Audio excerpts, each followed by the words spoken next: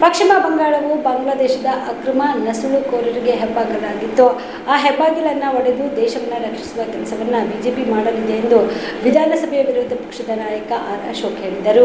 ಬೆಂಗಳೂರಿನಲ್ಲಿ ಮಾಧ್ಯಮಗಳ ಜೊತೆ ಮಾತನಾಡಿದ ಅವರು, ಬಾಂಗ್ಲಾವನ್ನು ಬಾಂಗ್ಲಾದೇಶದವರು ಗೇಟ್ ವೇ ಆಫ್ ಇಂಡಿಯಾ ರೀತಿ ಬಳಸುತ್ತಿದ್ರು. ಪಶ್ಚಿಮ ಬಂಗಾಳಕ್ಕೆ ಬಂದು ದೇಶದ ವಿವಿಧೆಡೆ ಹರಡುತ್ತಿದ್ರು. ಅವರಿಗೆ ಆಧಾರ್ ಕಾರ್ಡ್, ರೇಷನ್ ಕಾರ್ಡ್ ಅನ್ನು ಮಮತಾ ಬ್ಯಾನರ್ಜಿ ಅವರು ಕೊಟ್ಟು ದೇಶದಲ್ಲಿ ಎಲ್ಲಾದ್ರೂ ಹೋಗಿ ಎಂದು ಹೇಳುತ್ತಿದ್ರು ಎಂದರು. ನಾನು ಇನ್ಚಾರ್ಜ್ ಇದ್ದೀನಿ. ಈ ಕಾರ್ಯಕ್ರಮಕ್ಕೆ ತಯಾರಿಯನ್ನ ಮಾಡ್ತಾ ಇದ್ದೀನಿ. ಬೆಂಗಳೂರು ಜನ ಉರುಪಿನಿಂದ ಬರ್ತಾ ಇದ್ದಾರೆ.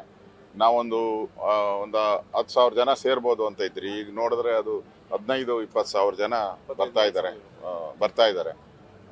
ಅಂದ್ರೆ ಪಂಚರಾಜ್ಯದ ಚುನಾವಣೆ, ಅದರಲ್ಲೂ ಗೆಲ್ಲಕ್ಕೆ ಸಾಧ್ಯನೇ ಇಲ್ಲ ಅಂತ ಹೇಳಿದಂತ ವೆಸ್ಟ್ ಬೆಂಗಾಲನ್ನ ಗೆದ್ದು ತೋರಿಸಿದ್ದಾರೆ ಮೋದಿಯವರು. ಅದಕ್ಕೋಸ್ಕರ ಜನ ಉರುಪಿದೆ, ಕಾರ್ಯಕರ್ತರಿಗೂ ಉರುಪಿದೆ, ಮತ್ತೆ ನರೇಂದ್ರ ಮೋದಿಯವರಿಗೂ ಉರುಪಿದೆ.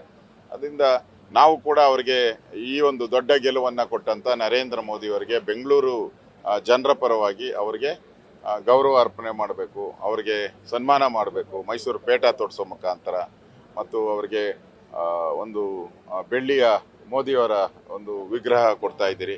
ಅದೇ ರೀತಿ ನಂದಿ ಒಂದು ವಿಗ್ರಹವನ್ನು ನಾವು ಕೊಡ್ತಾ ಇದ್ದೀರಿ.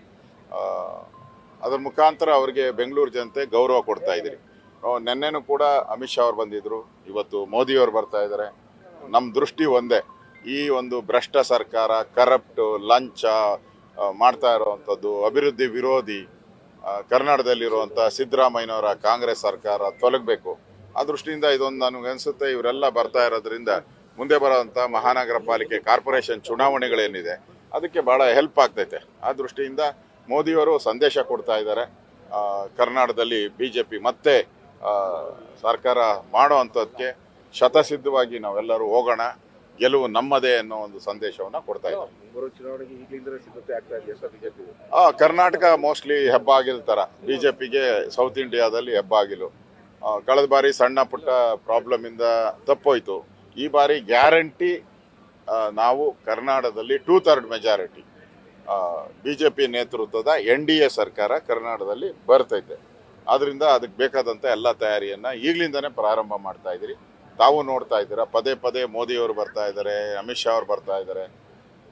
ಮುಂದೆ ಇಲ್ಲಿ ಅಮಿತ್ ಶಾ ಅವರೇ ಇನ್ಚಾರ್ಜ್ ತಗೊಂಡು ಕರ್ನಾಟಕದಲ್ಲಿ ಒಂದು ಚುನಾವಣೆಯನ್ನ ಮಾಡ್ತಾರೆ ಅನ್ನೋ ವಿಶ್ವಾಸ ಇದೆ.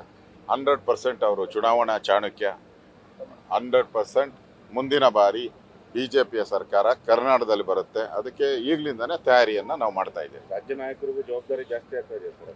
ಗ್ಯಾರಂಟಿ ನೋಡಿ, ನಮ್ದು ಕೇಡರ್ ಬೇಸ್ ಪಾರ್ಟಿ, ಯಾವುದೋ ವ್ಯಕ್ತಿಯ ಪಾರ್ಟಿ ಅಲ್ಲ, ನಮ್ದು ಕೇಡರ್ ಬೇಸ್ ಪಾರ್ಟಿ. ಅದರಿಂದ ಕೇಡರ್ ಬೇಸಲ್ಲೇ ನಾವು ಗೆಲ್ಲುವಂಥದ್ದು, ಯಾವುದೋ ವ್ಯಕ್ತಿಯಿಂದ ನಾವು ಗೆಲ್ಲಲ್ಲ. ಅದರಿಂದ ನಮ್ಮ ಸಂಘಟನೆ ಗಟ್ಟಿ ಮಾಡುವಂಥ ದೃಷ್ಟಿಯಿಂದ ಮೋದಿಯವರು ಅವರ ವರ್ಚಸ್ಸನ್ನು ಉಪಯೋಗ ಮಾಡಿಕೊಂಡು ನಾವು ಈ ಮುಂದೆ ಬರುವಂಥ ಚುನಾವಣೆಯಲ್ಲಿ ಗೆಲ್ತೀರಿ. ಮುಂದೆ ಬರುವಂಥ ಕಾರ್ಪೊರೇಷನ್ ಚುನಾವಣೆಗೂ ಇದು ನಮಗೆ ಇವತ್ತು ಅವ್ರು ಬಂದು ಜನರ ಉದ್ದೇಶಿ ಮಾತಾಡುವಂಥದ್ದು, ಮುಂದೆ ಬರುವಂಥ ಕಾರ್ಪೊರೇಷನ್ಗೂ ಕೂಡ ಇದು ಹೆಲ್ಪ್ ಆಗ್ತದೆ. Thank you.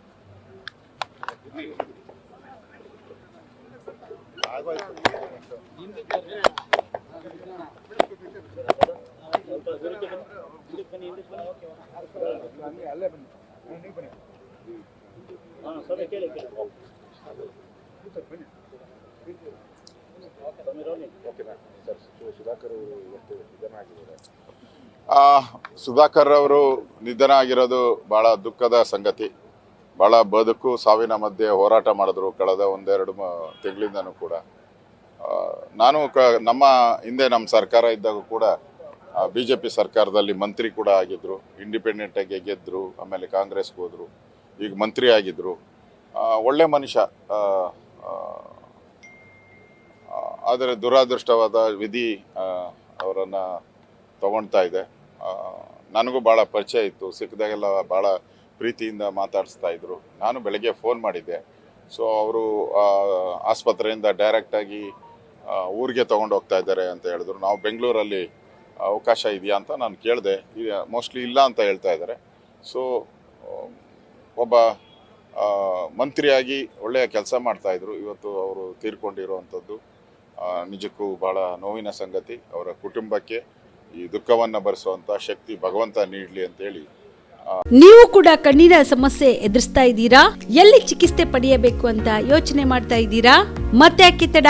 ಕಲಬುರಗಿ ಜಿಲ್ಲೆಯ ಪ್ರಸಿದ್ಧ ಶ್ರೀ ಸಿದ್ದರಾಮೇಶ್ವರ ಐ ಆಸ್ಪತ್ರೆಗೆ ಭೇಟಿ ನೀಡಿ ಕಲ್ಯಾಣ ಕರ್ನಾಟಕ ಭಾಗದ ಖ್ಯಾತ ನುರಿತ ವೈದ್ಯರಾದ ಡಾಕ್ಟರ್ ವಿಶ್ವನಾಥ್ ರೆಡ್ಡಿ ಅವರ ನೇತೃತ್ವದಲ್ಲಿ ಖ್ಯಾತ ಅನುಭವಿ ವೈದ್ಯರ ತಂಡದಿಂದ ಕಡಿಮೆ ದರದಲ್ಲಿ ಚಿಕಿತ್ಸೆ, ಕಣ್ಣಿನ ಪರೀಕ್ಷೆ, ಹೊಲಿಗೆ ರಹಿತ ಶಸ್ತ್ರಚಿಕಿತ್ಸೆ, ಪೊರೆ ಆಪರೇಷನ್, ಲೇಸರ್ ಇಂಜೆಕ್ಷನ್ ರಹಿತ ಶಸ್ತ್ರಚಿಕಿತ್ಸೆ, ಸಕ್ಕರೆ ಕಾಯಿಲೆ ಇರುವವರಿಗೆ ಲೇಸರ್ ಚಿಕಿತ್ಸೆ, ದೂರದೃಷ್ಟಿ ದೋಷ ಹಾಗೂ ಸಮೀಪ ದೃಷ್ಟಿ ದೋಷ ಸಮಸ್ಯೆಗೆ ಮುಕ್ತ ಪರಿಹಾರ, ಕನ್ನಡಕದ ಸೌಲಭ್ಯ, ಕಾಂಟ್ಯಾಕ್ಟ್ ಲೆನ್ಸ್ ಅಳವಡಿಕೆ ಸೇರಿದಂತೆ ಕಣ್ಣಿಗೆ ಸಂಬಂಧಿಸಿದ ಎಲ್ಲ ರೀತಿಯ ರೋಗದ ಚಿಕಿತ್ಸಾ ಸೌಲಭ್ಯ ಒಂದೇ ಸೂರಿನಡಿ.